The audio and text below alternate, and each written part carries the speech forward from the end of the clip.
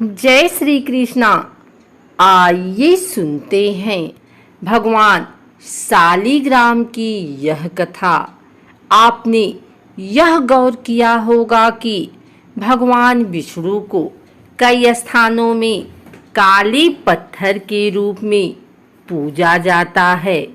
यही नहीं, सत्यनारायण की पूजा के समय पंडित जी एक काला पत्थर साथ में रखते हैं, जो विष्णु जी की मूर्ति के पास रखा जाता है और फिर पूजा शुरू की जाती है।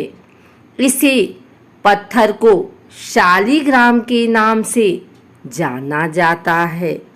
यह श्राप इतना शक्तिशाली था, जिसने भगवान विष्णु को पत्थर में बदल दिया। यह उन्हें स्वीकार करना पड़ा, क्योंकि यह उनकी सबसे प्रिय भक्त वृंदा ने उन्हें दिया था। यह शालिग्राम पत्थर केवल गंडक नदी के तट के पास पाया जाता है। यह आमतौर पर काले या लाल रंग में मिलता है और बॉक्स में रखा जाता है। जो कोई भी यह शालिग्राम पत्थर अपने घर में रखता है, उसे पूजा और साफ सफाई का बहुत ध्यान रखना पड़ता है। यह कहानी है अहंकार, भक्ति, प्रेम और विश्वासघात की, जिसमें भगवान ने भक्त के साथ धोखा किया और जिसकी वजह से उन्हें श्राप मिला। आइए जानते हैं इसकी पूरी कहानी। एक समय जालंधर नाम का एक पराक्रमी असुर था, जो शिव की तीसरी आंख से उत्पन्न हुआ था।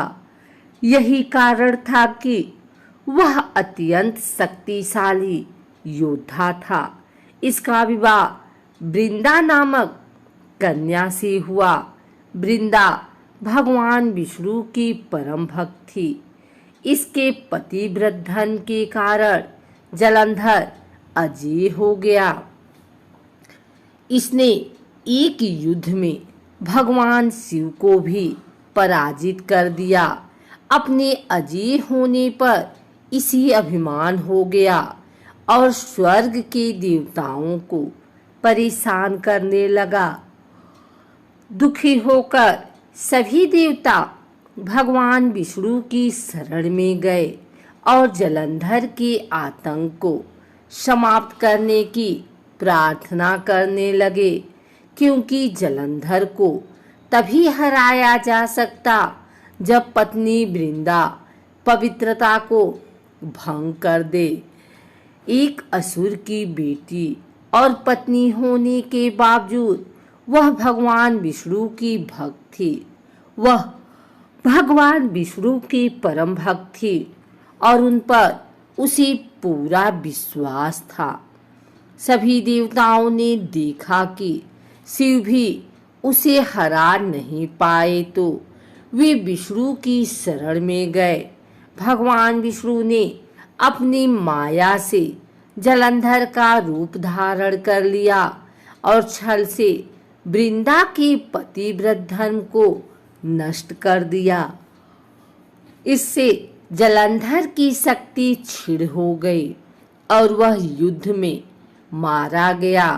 जब वृंदा ने भगवान विष्णु को छुआ, तब उसे पता चला कि वह जालंधर नहीं है और उसने पूछा कि वह कौन है। जब वृंदा को भगवान विष्णु के छल का पता चला, तो उसने भगवान विष्णु को पत्थर का बना जाने का श्राप दे दिया। भगवान विष्णु वृंदा के साथ हुए छल के कारण लज्जित थे, इसलिए वृंदा के श्राप को जीवित रखने के लिए उन्होंने अपना एक रूप पत्थर रूप में प्रकट किया, जो शालिग्राम कहलाया। भगवान विष्णु ने वृंदा से कहा कि तुम अगले जन्म में तुलसी के रूप में प्रकट होगी और लक्ष्मी से भी अधिक मेरी प्रिय रहोगी। तुम्हारा स्थान मेरे शीश पर होगा।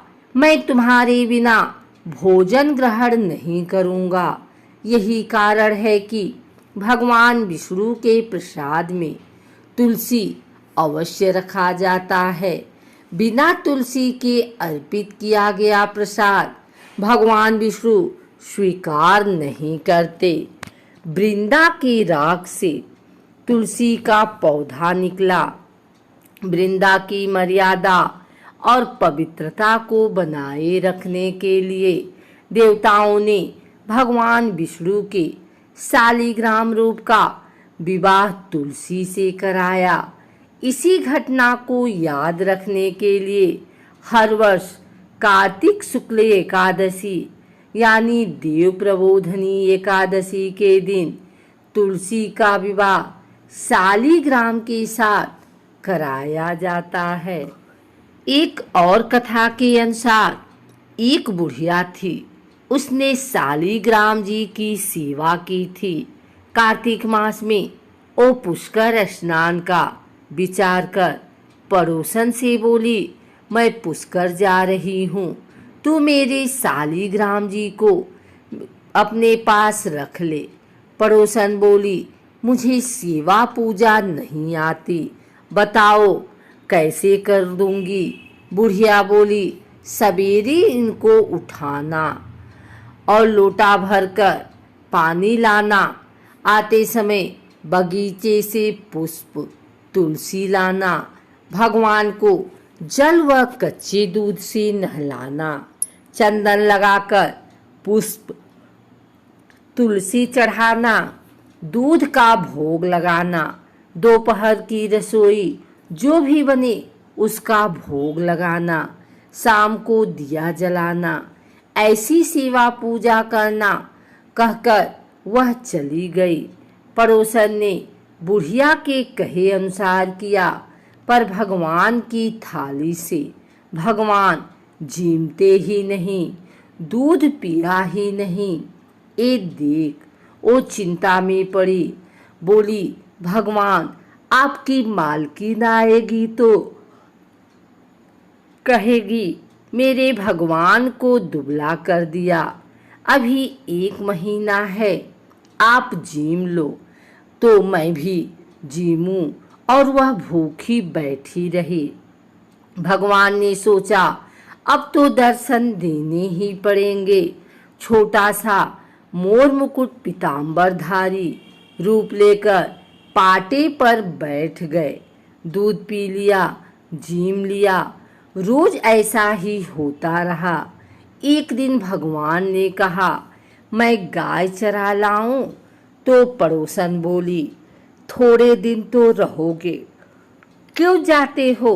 पर भगवान माने नहीं।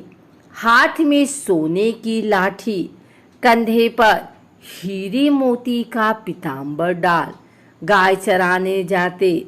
महीना बीता, बुढ़िया घर आई।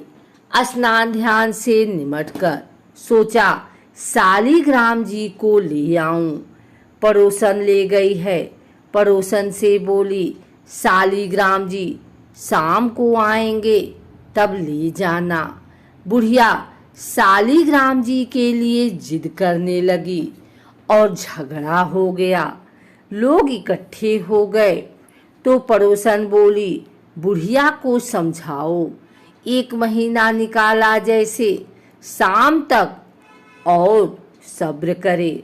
बुढ़िया धरना देकर बैठ गई।